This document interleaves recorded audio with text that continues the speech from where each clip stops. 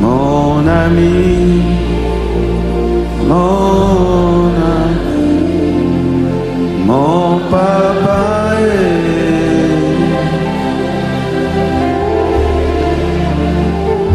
mon papa, mon papa, mon papa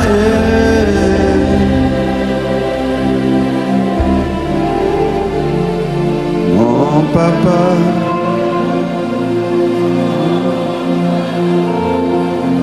Seigneur, nous te bénissons pour ce beau dimanche. Merci pour cette atmosphère de louange, d'adoration et de gloire. Nous te bénissons pour ton amour ineffable, pour ta grâce et ta faveur. Merci Père pour la joie qui remplit nos cœurs par le Saint-Esprit. Merci pour les merveilles que tu opères dans nos vies, que nous voyons et que nous ne voyons pas. Merci pour ce que tu vas faire ce dimanche, par ta parole, par ta puissance et par ton esprit. Accorde-moi, Seigneur, de n'être qu'un instrument entre tes mains. Je lis et je paralyse les œuvres de ténèbres au nom de Jésus. Je détruis les œuvres sataniques au nom de Jésus. Je détruis les œuvres sorcellériques au nom de Jésus. Je détruis les plans démoniaques et sataniques au nom de Jésus. Et je dis Amen à ton plan, à tes projets, à tout ce que tu as préparé d'avance pour nous. Je dis Amen et je dis Amen. Bénis ta parole au nom de Jésus. Amen. Acclamons le Seigneur. Acclame le Seigneur. Acclame, acclame, acclame. Amen.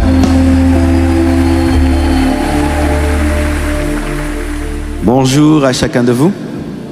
Que Dieu vous bénisse.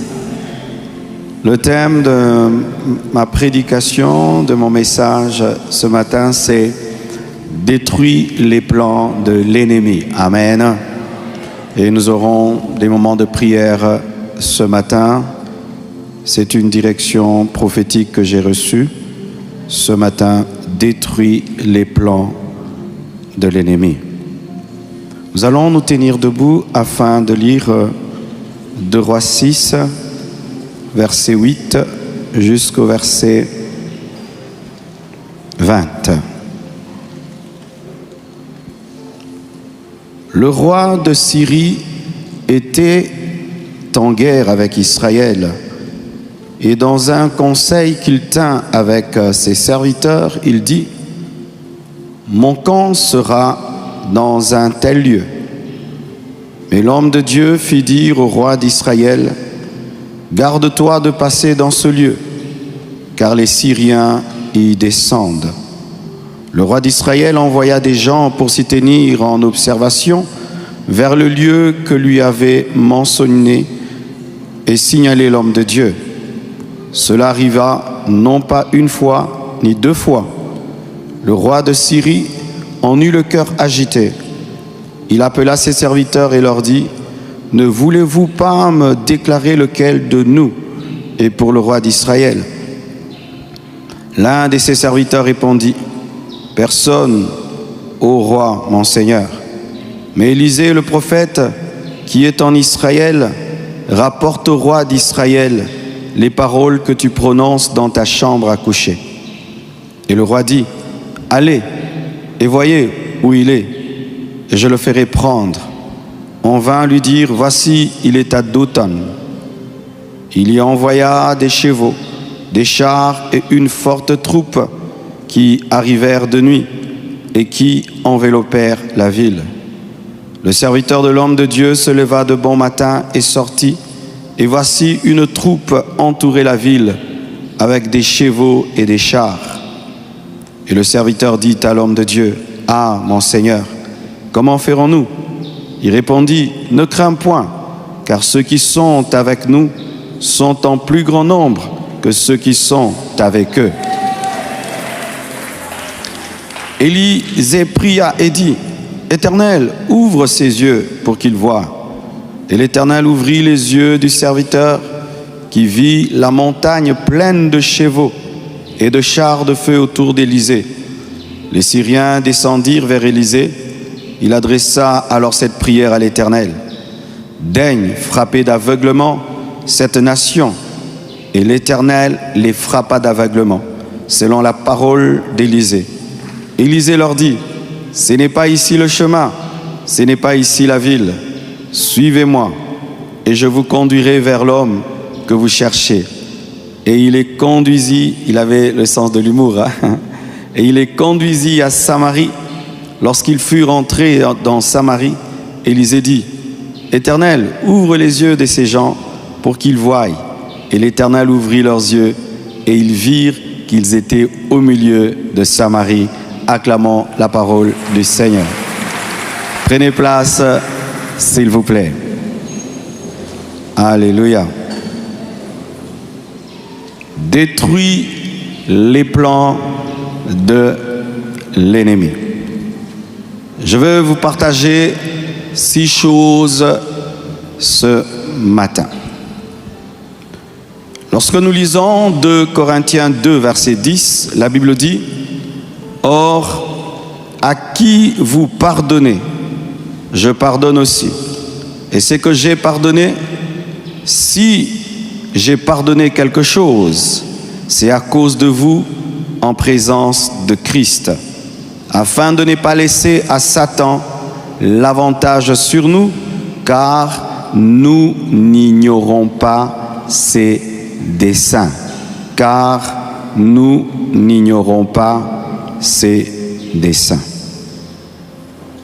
C'est le cas du pardon, de la rancune.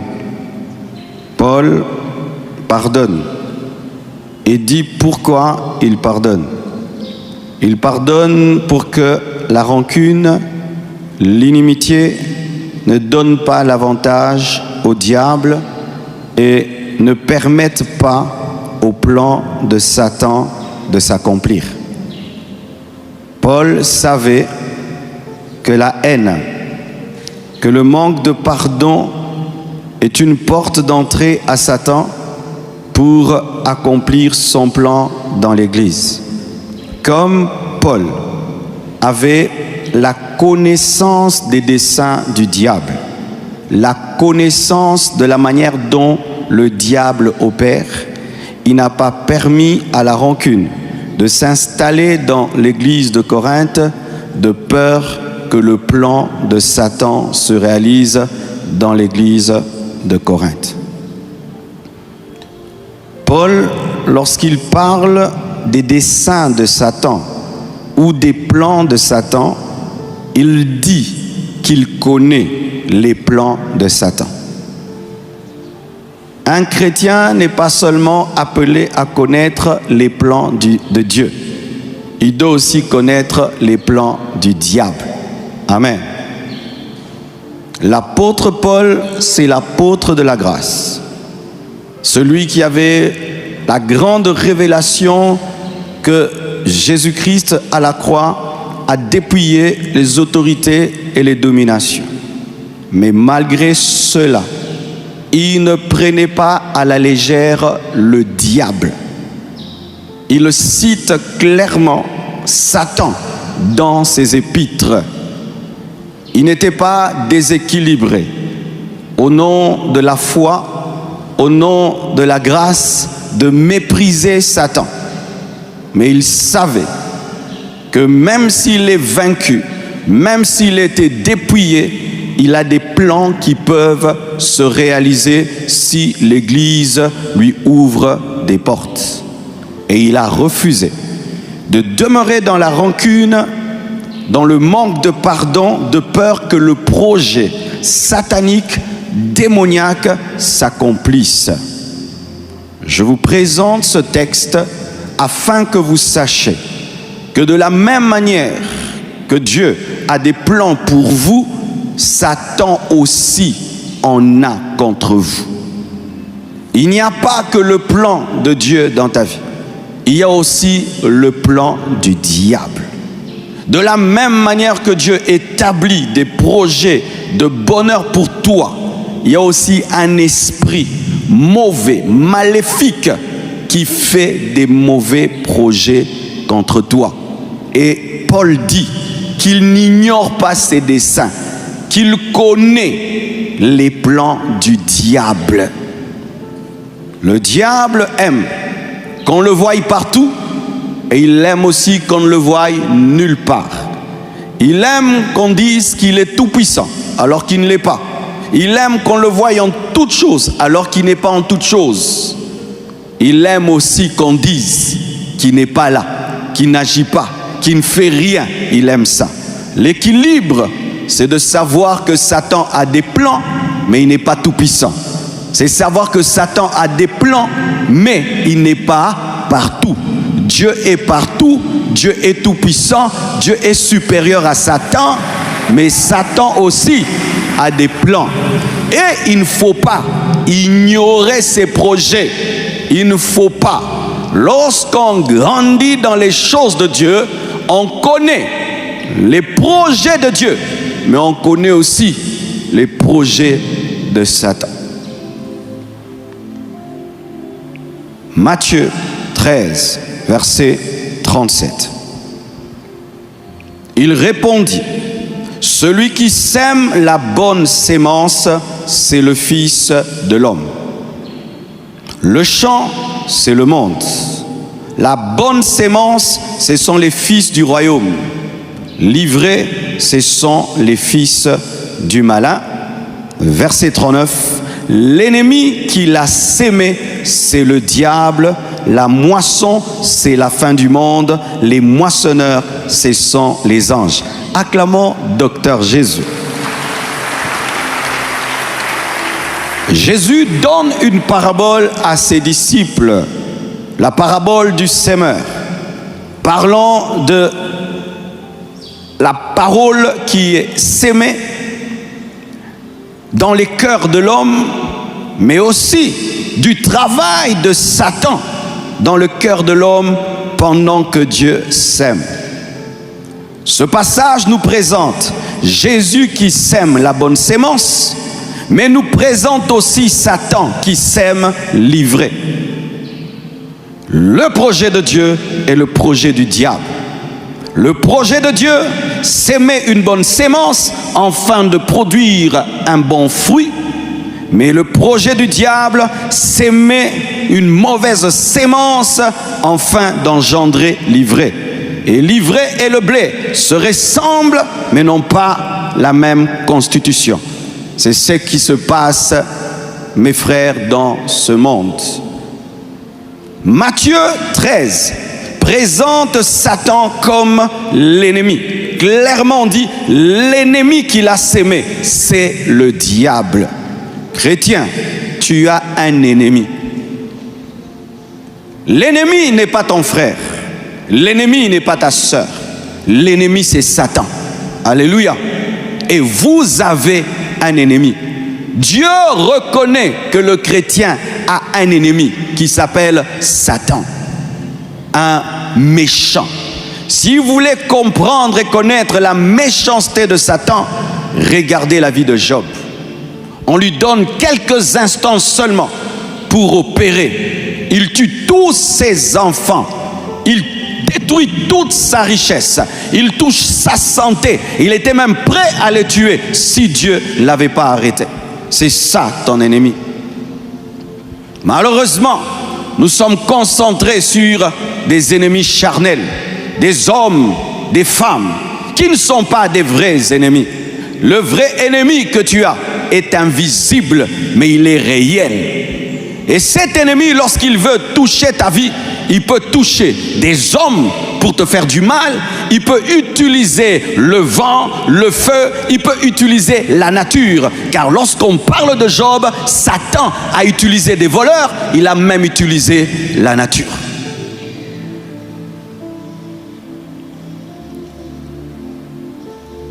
Des fois, nous sommes tellement omnibulés par les hommes que nous oublions notre vrai ennemi Satan. Nous sommes tellement concentrés sur des humains mortels, limités, et nous oublions le vrai ennemi qui est destructeur et qui est mauvais. Lorsque tu cherches dans la parole et on te dit l'ennemi, la précision est faite sur Satan, pas sur un humain. Cette énergie que tu déploies contre des hommes, déploie cette énergie contre Satan, contre les puissants des ténèbres, contre les esprits mauvais. Nous n'avons le droit de n'haïr aucun homme, mais nous avons le droit de haïr Satan. Prends toute la haine et la colère que tu as, mets-la sur le diable et pardonne aux hommes. Tu as un ennemi. Un ennemi qui opère 24 heures sur 24 heures. Un ennemi qui ne se fatigue pas. Un ennemi qui ne se lasse pas. Un ennemi qui a une expérience millénaire dans le domaine de faire le mal aux hommes. Satan. Et Jésus reconnaît son existence. Il reconnaît sa capacité de s'aimer livrer pendant que Dieu sème le blé. Détruit les plans de l'ennemi. Quand nous lisons 2 Rois 6, versets 8 à 20, le passage que je vous ai donné, tellement riche d'enseignements. Le roi de Syrie est en guerre avec Israël. Il décide une stratégie. Il met en place un plan. Et il dit, je vais attaquer Israël à partir de tel territoire. Et qu'est-ce qu'il remarque? Quelque temps après, il y a des militaires juifs qui vont à cet endroit. Pas une fois, pas 2 fois, pas 3 fois, plusieurs fois. Et il dit, mais qu'est-ce qui se passe? Nous avons un traître au milieu de nous. Dites-moi, qui d'entre vous est pour le roi d'Israël? Il était prêt à attraper quelqu'un, à dire qu'il y a un traître, à mettre en prison un général, quelque chose comme ça. Et l'un de ses serviteurs lui dit, non, personne n'est un traître en ce lieu. Mais il y a quelqu'un en Israël qui a la capacité d'entendre ce que tu dis dans ta chambre et le dire au roi d'Israël. Il s'appelle le prophète Élisée. Il dit quoi? Il y a un homme en Israël qui n'a pas besoin de dormir dans ta chambre pour entendre ce que tu dis à ta femme. Il peut entendre ce que tu dis à ta femme tout en étant en Israël. C'est lui qui révèle en avance tes projets. C'est lui qui contrecarre tes projets. Il dit quoi? Il y a un tel homme, allez me l'attraper. Quel courage! Tu vas attraper quelqu'un qui a la capacité d'entendre ce que tu dis dans ta chambre. Mais quand tu décides d'aller le prendre, il sait que tu arrives.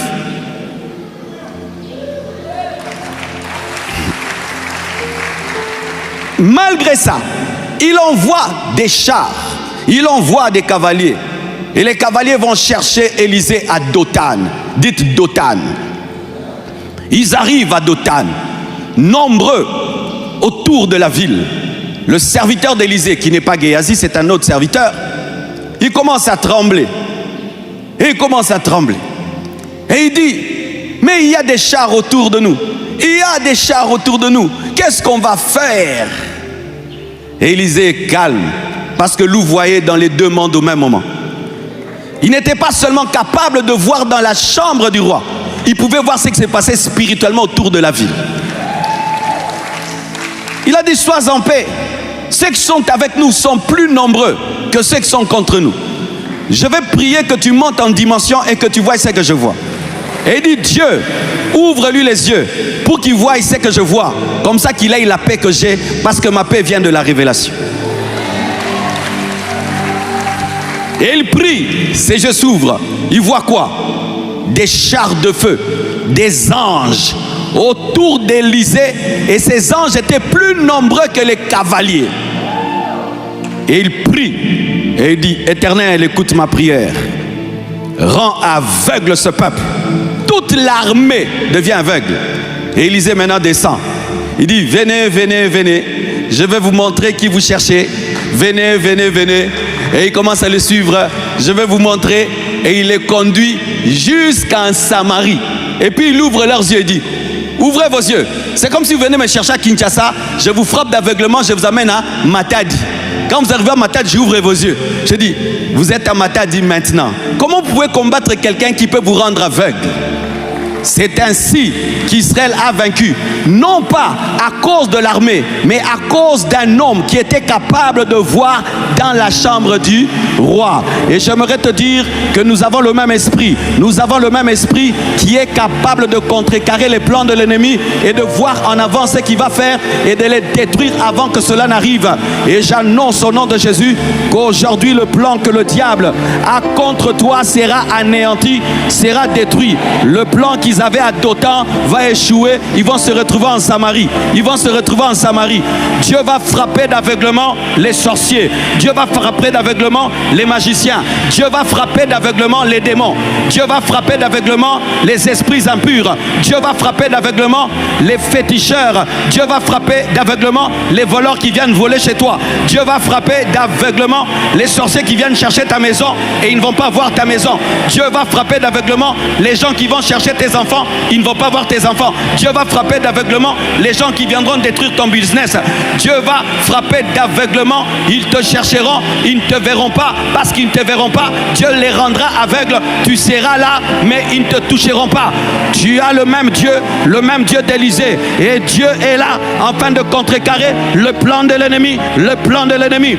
Dieu m'a donné ce matin un message prophétique. Aujourd'hui, c'était un culte évangélique. Il m'a dit, non, je vais te montrer. Je vais te montrer. Je vais te montrer. Et vous allez contrecarrer le plan de l'ennemi. Ce matin, c'est un matin de combat spirituel. Ce matin, c'est un matin de guerre. Ce matin, c'est un matin de combat spirituel. Et nous allons prier. Nous allons détruire. Et si quelqu'un ici, ce matin, est dans les filets du diable, et le diable a décidé de te détruire et de te tuer, à la fin de cette année, il a échoué. Le plan du diable est contrecarré. Les projets des démons sont contrecarrés. S'il y a un plan contre ta vie, aujourd'hui, au nom de Jésus, cela est anéanti. Cela est anéanti. Cela est anéanti. Le Dieu d'Élisée est ici. Le Dieu d'Élisée est ici. Et ici, c'est plus que Dothan. Ici, c'est plus que Dothan. Ici, c'est plus que Golgotha. Ici, c'est l'église. L'église du Seigneur. L'église du Seigneur. Alléluia. Donne-moi un amen. Alléluia. Avant la Pentecôte, avant que le Saint-Esprit ne vienne habiter pleinement dans les hommes, un homme avait la capacité d'entendre ce qu'un roi dit dans sa chambre et le révéler à un autre roi, afin qu'il puisse prendre des stratégies. Lorsque dans cette nation on va commencer à vraiment respecter les hommes de Dieu, de telles choses arriveront. Car tu ne peux être sauvé par un prophète que tu ne respectes pas. Le roi respectait le prophète. C'est pourquoi le prophète pouvait avoir des visions pour l'aider dans sa royauté. Lorsque tu honores l'homme de Dieu verra des choses dans tes affaires. L'homme de Dieu verra des choses dans ton couple. L'homme de Dieu verra des choses afin de te protéger et de te sauver. Il respectait le prophète. C'est pourquoi le prophète pouvait voir pour le sauver. Car les vrais chars d'Israël, ce n'était pas l'armée, c'était le prophète lui-même. C'est pourquoi lorsque Élie devait partir, Élisée, son fils spirituel, a dit: Élie, Élie, père, char d'Israël et sa cavalerie. Et lorsque tu deviens le remplaçant de celui qui était appelé char d'Israël et sa cavalerie, toi aussi tu deviens char d'Israël et sa cavalerie. En soi, l'armée d'Israël, ce n'était pas l'armée, c'était Élisée. Et lorsque les Syriens ont envoyé leur armée contre Élisée, en soi ils avaient envoyé leur armée contre l'armée. Un seul homme était l'armée. Un seul homme était l'armée. J'aimerais te dire que ta présence dans ta famille, c'est l'armée de Dieu. Karezaya. Si toi tu écoutes la parole comme d'habitude, c'est ton problème. J'aimerais te dire que ta présence dans ta famille, c'est ça l'armée de Dieu.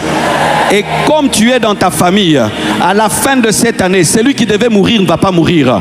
Celui qui devait être mangé ne sera pas mangé. À cause d'Élisée, tout Dothan était protégé.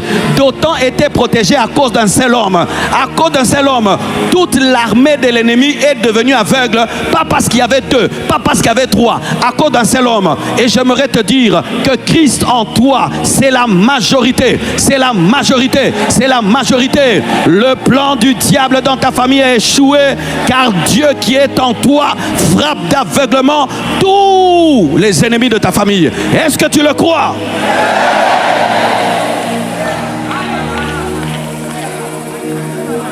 Le diable n'a pas que des plans.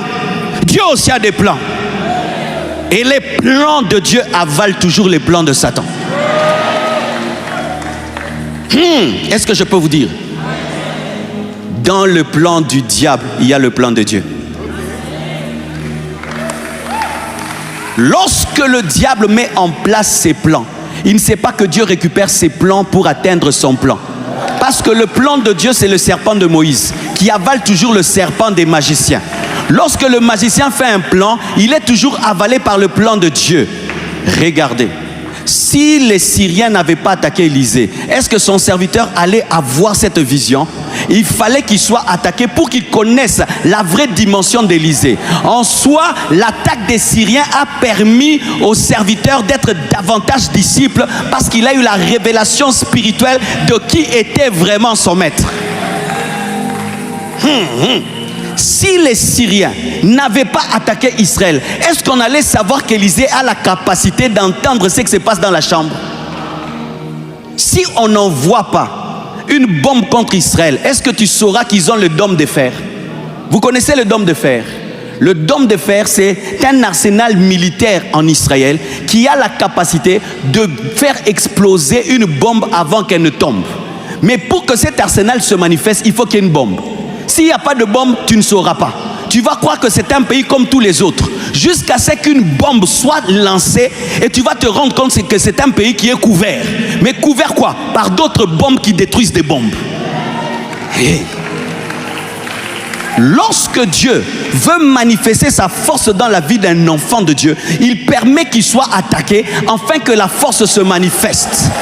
Ainsi, dans le plan de Satan, il y a le plan de Dieu de faire de toi un homme de prière, un homme de jeûne, un homme de foi, de te révéler les mystères et de te permettre de grandir davantage afin que tu t'attaches davantage à Dieu. Oh, donne-moi l'amen, hein? Évoluons, regardez. 1 Samuel 17, verset 16. Le Philistin s'avançait matin et soir, et il se présenta pendant 40 jours. Il s'agit de Goliath. Goliath avait cette stratégie, c'est de se présenter devant Israël le matin et le soir. Ce n'était pas un hasard, c'est une technique de guerre, une technique psychologique. Le matin, il vient, 3 mètres de haut, il lance un défi. Celui qui me bat a battu les Philistins. Et si je bats votre champion, j'ai battu Israël. Présentez-moi un homme. Présentez-moi un homme. Et je suis sûr qu'il criait: Saoul, Saoul, roi Saoul, où es-tu? Et Saoul entend la grosse voix de ces géants dans sa tente royale. Et il tremble. Saoul, imagine, tu es un roi. Quelqu'un te défie et te dit de venir te battre. Et tu ne vas pas. Est-ce que tu auras l'autorité sur le peuple? Pendant 40 jours, Israël n'avait plus de roi. Ils avaient un roi qui tremblait, un roi tremblant. On l'a touché? Non, on lui a seulement parlé. Le matin, il se lève, il paralyse votre journée. Vous ne pensez qu'à ce défi. Avant de dormir le soir, il vient encore. Il lance les défis. Vous avez des cauchemars de Goliath. Pendant 40 jours, ils avaient des journées de peur et des nuits cauchemardesques. Ainsi, Goliath était l'alpha et l'oméga. Le diable était incarné en Goliath. Et tout ce que Goliath faisait était poussé par Satan l'ennemi. Tout ce que Satan voit en Dieu, il aimerait le devenir. Et quand nous disons que Dieu est alpha et oméga, lui aussi va être alpha et oméga. C'est pourquoi Satan aime les débuts des choses et les fins des choses. C'est pourquoi Satan aime les débuts des choses et les fins des choses. Il aime quand les enfants naissent. Satan aime quand les enfants naissent. Quand tu es une femme, tu accouches, sois prudente. C'est là souvent que des gens viennent abîmer les enfants. Dans les maternités, il y a un grand travail satanique, démoniaque, parce que c'est le commencement. Mais aussi, à la maternité de Jésus, l'étoile était là, les anges étaient là. Alpha aussi. Dieu vient dans les maternités. Satan aussi vient dans les maternités, si vous ne savez pas. La plupart d'entre nous ont été détruits quand? Dans l'enfance. La plupart des choses que nous transportons jusqu'à aujourd'hui, ça a commencé où? Dans l'enfance, au début. Mais remarquez aussi, Satan aime la fin. Pourquoi? Parce que Dieu dit aussi que la fin d'une chose est meilleure que son commencement. Quand est-ce qu'il est venu tenter Jésus? À la fin du jeûne. Pourquoi? Tu as toute la récompense, il va t'arracher. Quand est-ce qu'il est venu séduire Salomon? À la fin. Il aime le début, il aime la fin. Goliath venait le matin et le soir. Qu'est-ce que je suis en train de dire aujourd'hui? Mes frères et sœurs, j'étais en train de prier pour cette année et pour la fin de cette année. Nous devons être très prudents en cette fin d'année. Il y a un grand combat contre le corps du Christ. Des morts, des maladies. Je n'ai jamais entendu une fin d'année pareille. Les gens m'appellent de partout. Celui-ci, son frère meurt, sa sœur meurt. L'autre, son père, sa sœur, sa mère, son frère. Des gens malades, des choses terribles. Mais Dieu m'a dit, ce n'est pas que dans le domaine physique, c'est aussi dans le domaine spirituel. Dans le domaine spirituel, Satan veut frapper les gens des maladies. Et Satan veut tuer. Il veut tuer physiquement à la fin de l'année. Et il veut rendre malade physiquement à la fin de l'année. Il veut créer des catastrophes naturelles à la fin de l'année. Mais il veut aussi des maladies spirituelles à la fin de l'année. Il veut aussi des morts spirituelles à la fin de l'année. Et il veut des scandales ecclésiastiques à la fin de l'année. N'attendez pas décembre pour vous réveiller. Réveillez-vous déjà maintenant. N'attendez pas décembre pour vous réveiller. Réveillez-vous déjà maintenant. L'ennemi veut te frapper de maladie. Que tu finisses cette année malade. Il veut frapper de mort. Physiquement. Même si tu vas aller au ciel. Mais tu quittes la terre avant le temps. Car sachez que Satan a cherché à tuer Jésus même avant le temps. Même avant le temps. Jésus fuyait. Jésus évitait. Il aurait pu tuer Jésus-Christ même à 29 ans. Même quand Jésus est né, Satan voulut le tuer. Des catastrophes. Pour nous ici à Kinshasa, c'est pluie. Il ne faut pas seulement rire. Il y a pire que ça qui va venir. Et des gens risquent de mourir. Nous sommes l'église, pas pour constater, mais pour empêcher que les choses arrivent. Les païens peuvent dire, maïe, pas toi. Il y a de cela 4 ans ou 3 ans, un jour je suis à la maison chez moi. Le frère Miché, notre pianiste, m'appelle. Je dis, quoi Miché? Je suis en train de mourir. Tu es en train de mourir comment? Je me noie. Où? Dans ma maison. Tu te noies dans ta maison? Oui. L'eau est entrée, je me réveille, je ne peux pas sortir. J'ai quitté ma maison à Pigeon jusqu'à Limété. J'ai appelé les frères qui étaient à Limété. Il y avait le frère Sion qui savait nager. Il a nagé sur l'avenue.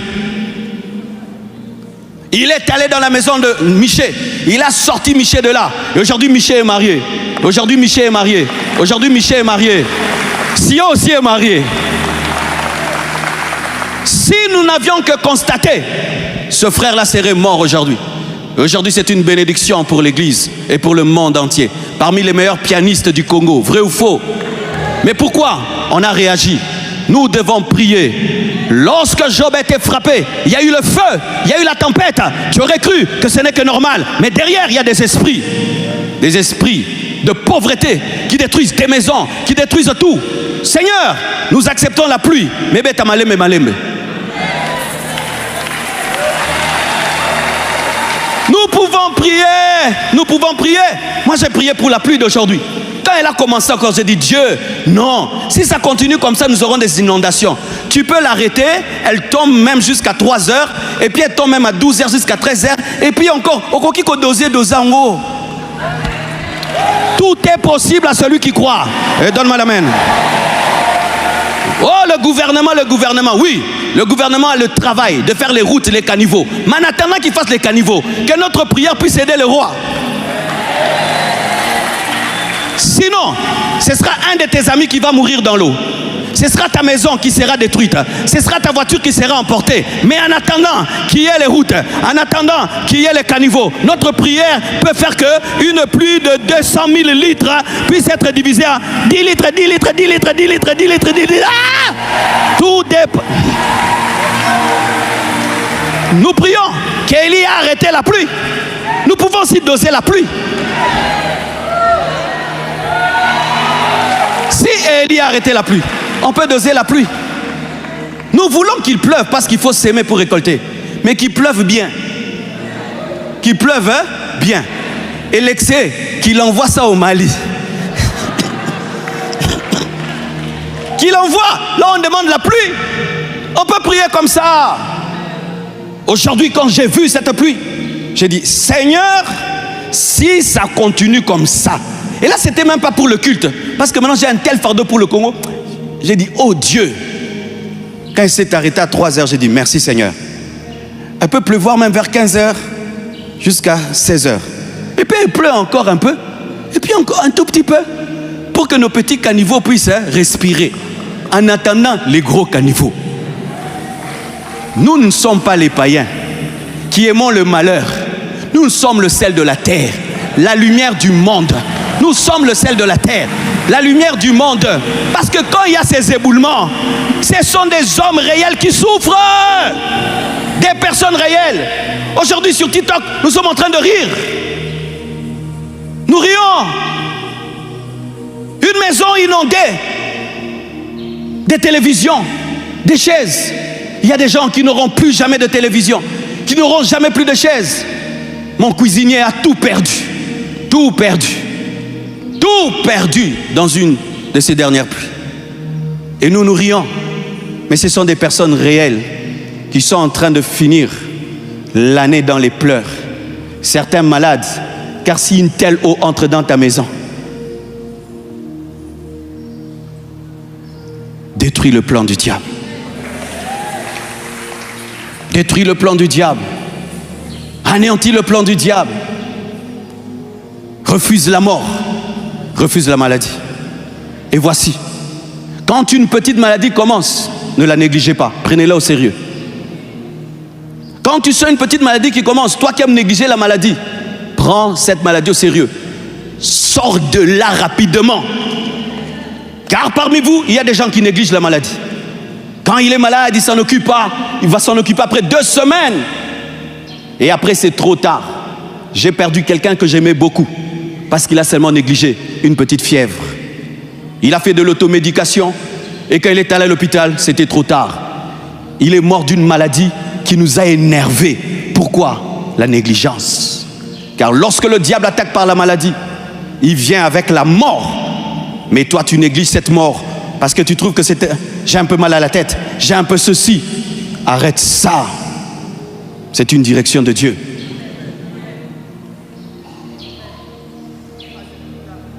Sur le plan spirituel, Satan veut te donner une maladie. Il veut que, en ces derniers mois, que tu retournes à un péché. À un péché que tu avais abandonné. Il va vouloir te ramener ça à la fin de l'année. Toute l'année, tu n'étais pas dedans. Mais il va faire qu'à la fin de l'année, tu attrapes une maladie spirituelle. Comme ça, il va bloquer le plan de Dieu dans ta vie. Parce qu'il connaît Dieu. Il sait que Dieu bénit dans la sainteté. Il sait que Dieu bénit dans la pureté. Il sait que si tu es dans le péché, même si Dieu a promis, ça n'arrivera pas. Il a déjà fait avec Adam, il a déjà fait avec Ève. Ne reprenez pas vos anciens péchés. Ne tolérez pas des péchés de fin d'année. N'entrez pas dans l'impudicité. N'entrez pas dans l'alcool. N'entrez pas dans l'ivrognerie. N'entrez pas dans la distraction, dans un esprit fêtard. Un esprit de fête, de distraction. Ne reprends pas une relation mauvaise que tu avais abandonnée. Quelqu'un qui avait quitté ta vie, qui t'avait amené au péché, va vouloir revenir. Et je vous parle à nous tous. Va vouloir revenir à la fin de l'année, afin de nous détruire. Même toi qui me suis sur Internet, fais très attention. Il y a quelqu'un qui voudra revenir dans ta vie à la fin de l'année pour te détruire en décembre, pour te faire pécher en décembre, pour te donner une maladie, pour détruire ta vie, ta réputation, te voler ton onction, la plénitude du Saint-Esprit. Faites attention. Rendre malade spirituellement, mais tuer aussi spirituellement. C'est-à-dire t'amener à abandonner Dieu. Pour certains ici, le plan du diable pour toi cette année, c'est que tu ne finisses pas chrétien. Tu as senti le processus a commencé. Tu commences à avoir un détachement pour Jésus. Tu commences à te poser des questions même sur la Bible. Tu commences même à douter de la Bible. Tu commences à douter de la saine doctrine. Tu commences à douter de l'existence de Dieu. C'est ce processus de mort qui a commencé dans ta vie. Tu ne pries plus. Tu n'adores plus. La vie chrétienne est devenue froide pour toi. La mort a commencé. Lorsque la mort commence, le froid commence au niveau des pieds et commence à monter. Et la froideur spirituelle commence à te prendre. Ne prends pas ça à la légère. Certains, cette année, Satan veut que tu redeviennes un païen. Que tu rentres dans le monde et que ce soit ton dernier culte et que l'année prochaine, on ne te voie plus jamais et que tu rentres dans le monde. Et il veut des scandales. Prions pour le corps du Christ. Qu'on puisse finir cette année sans scandale. Qu'on finisse cette année sans scandale. De la même manière qu'il y a des épidémies, des éboulements, il y a aussi des éboulements spirituels. Une personne qui fait quelque chose, mais qui crée un scandale. Que le scandale ne vienne pas de toi. La Bible dit, le scandale viendra et doit venir, mais malheur à celui par qui il viendra. Le scandale touche un homme, mais tue des hommes. Le scandale touche un homme, mais tue des hommes. Lorsque tu voudras faire quelque chose, ne pense pas qu'à toi. Pense à nous tous. Pense à ta famille. Pense à tes enfants. Pense à tes frères et sœurs. Pense à l'église. Pense aux autres. Pense aux autres. Pense aux autres. Pense aux autres. Je termine parce qu'on doit prier. Alors que je priais, il m'a donné cette parole. Lorsque David s'est tenu devant le roi Saoul et que Saoul voulait le décourager face à Goliath, il lui a raconté son histoire et dit, tu sais, moi je suis un berger. Lorsque un lion, lorsqu'un ours venait et prenait l'une de mes brebis, je ne le laissais pas. Je poursuivais le lion, je poursuivais l'ours et j'arrachais la brebis. Et je frappais l'ours, je frappais le lion et j'arrachais la brebis. J'arrachais la brebis. S'il y a une brebis ici, tu es déjà dans la gueule du lion. Je t'arrache au nom de Jésus. Aujourd'hui, si sur ta vie il y a un plan satanique pour la fin de cette année, la puissance de Dieu va détruire cela.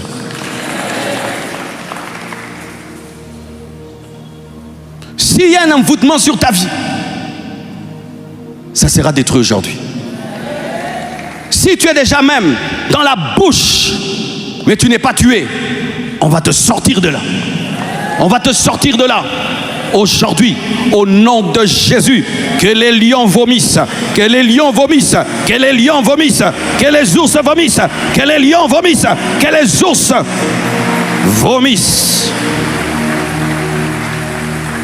lion, ça peut être un esprit mauvais qui a déjà commencé à te happer, à te convaincre, à t'encercler.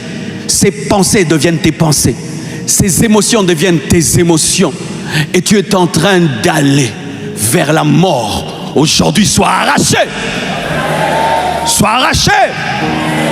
Un ours est en train de te prendre. Tu es en train de sentir que tu fais des choses qui vont détruire ta vie, mais malgré cela, tu es en train d'aller. Sois arraché.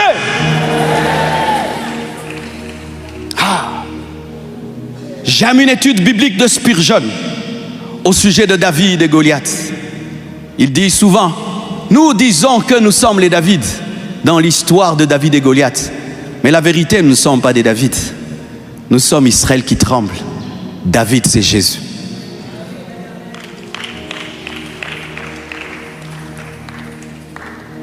Tu sais pourquoi c'est beau ça? Parce que pour être David, il faut être courageux pour se tenir devant Goliath. Et quand on te dit tu dois être David, tu te dis, oh mais moi je ne suis pas courageux, j'ai peur des géants. Mais si tu es le peuple, tu attends que David puisse avoir la victoire pour ramasser la victoire. Qui est monté à la croix? C'est toi? C'est David. C'est David qui s'est battu. Israël a ramassé la victoire de David. Toi, tu n'es pas David.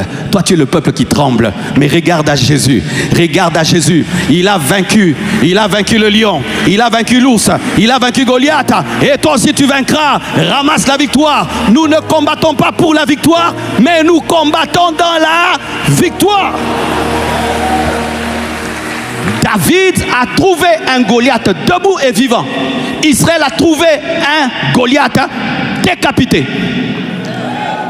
Face à Jésus, il y avait Satan opérant.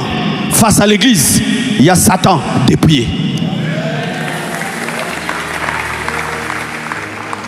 C'est ainsi qu'on va commencer à prier. Ne prie pas comme si tu étais David face à Goliath. Prie comme Israël qui ramasse les dépouilles.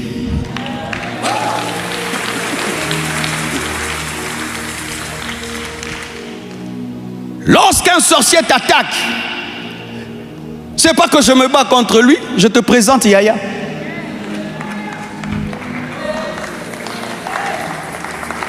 David vient, il tue Goliath, il présente que la tête. Quand seulement les Philistins ont vu la tête de Goliath coupée, ils ont fui. Et c'est à nous de présenter la tête. Satan, tu étais vaincu. Satan, tu étais dépouillé. Satan, tu étais terrassé. Tu ne me tueras pas. Tu ne me vaincras pas. Jésus t'a vaincu pour moi. Jésus t'a vaincu pour moi. Et moi, qu'est-ce que je fais? Je ramasse la victoire. Je ramasse la victoire. Je ramasse la victoire. Je n'ai pas besoin de monter sur la croix, mais j'utilise le nom de Jésus. Mais je n'ai pas besoin de mourir à la croix, mais je dis au nom de Jésus, je marche sur les scorpions, sur les serpents. Mais qui les a vaincus? C'est Yaya. Qui les a vaincus? C'est Yaya. David tue Goliath. Israël ramasse les dépouilles. Hey! Donc, détruire les plans de Satan, c'est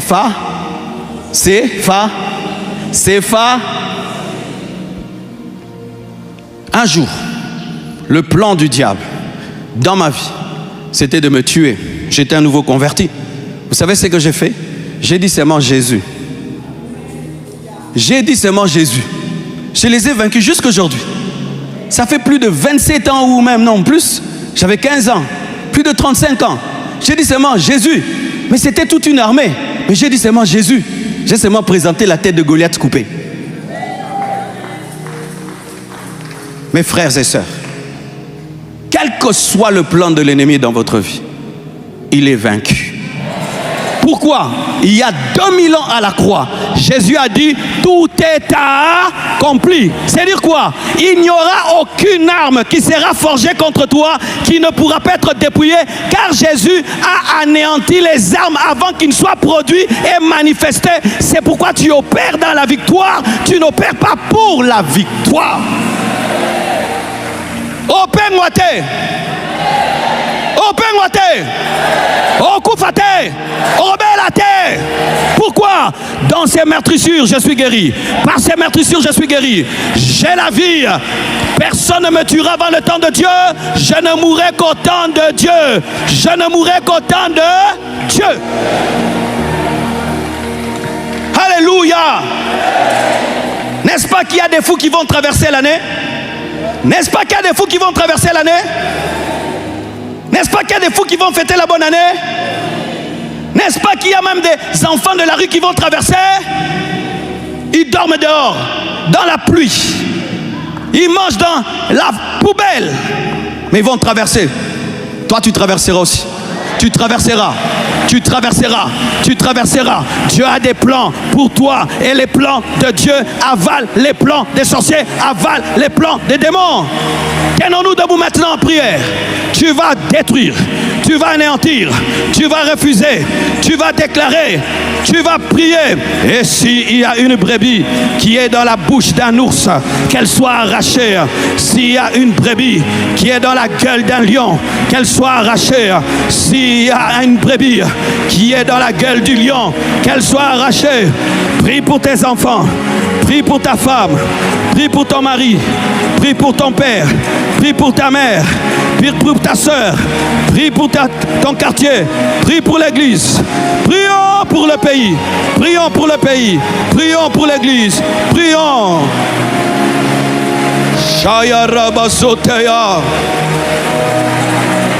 Sois sérieux, sois concentré. Sois sérieux, sois concentré. Sois sérieux, sois concentré. C'est un dimanche de combat spirituel. C'est un dimanche de combat spirituel. Tu es libre de venir devant et prier. Tu es libre de quitter ta place et venir devant prier. Viens déposer ta famille devant Dieu. Demande la protection divine. Demande la protection divine. Demande la protection divine. Alléluia. Chacun.